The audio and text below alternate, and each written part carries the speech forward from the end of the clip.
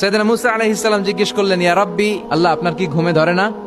আল্লাহ বললেন, কোনো কথা বলা যাবে না, দুইটা গ্লাসের ভেতরে পানি নাও, পানি ভর্তি গ্লাস নিয়ে তুর পাহাড়ের উপরে দাঁড়াও। সাইয়েদনা মুসা আলাইহিস সালাম দাঁড়ালেন। আল্লাহরে আবার জিজ্ঞেস করলেন, আল্লাহ আমি জিজ্ঞেস করলাম কি আর আপনি করতে বললেন কি? আল্লাহ বললেন, কথা বলো না, যা বলেছি তাই করো। তো মুসা আলাইহিস সালাম কিছু বলতে পারে না, পানি নিয়ে দাঁড়িয়ে রইলেন। মুসা আলাইহিস সালামকে আল্লাহ বললেন, তুমি দাঁড়িয়ে থাকো আর ঘুম রে বললেন, ঘুম তুই মুসারে ধর। ঘুম যে এবার সাইয়েদনা মুসা আলাইহিস সালামকে ধরেছে। উনি ঘুমের ধাক্কায় আর থাকতে পারে না, একবার ডানে যায় আরেকবার বায়ে যায়। ঘুমের ধাক্কায় হঠাৎ করে কাত হয়ে পড়ে যায় আর গ্লাসগুলো মাটিতে পড়ে খান খান হয়ে ভেঙে যায়। আল্লাহ ডেকে বললেন, মুসা বেশি কিছু হেফাজতের তো দায়িত্ব দেই নাই, শুধু দুইটা গ্লাস হেফাজতের দায়িত্ব দিয়েছে। ঘুমের কারণে এগুলোর হেফাজত করতে পারো নাই, ভেঙে খান খান হয়ে গিয়েছে। আমি যদি তোমাদের মতো ঘুমিয়ে যেতাম তাহলে পৃথিবীর সাথে সূর্য লেগে, সূর্যের সাথে চন্দ্র লেগে গোটা মহাবিশ্বটা এভাবে গ্লাসের টুকরার মতো খান খান হয়ে যেত রে মুসা। এজন্য লা তাখুযুহু সিনাতু ওয়ালা নাওম, আমার ঘুমেও ধরে না, ঘুমের আগে যে তন্দ্রা আসে ওইটাও ধরে না।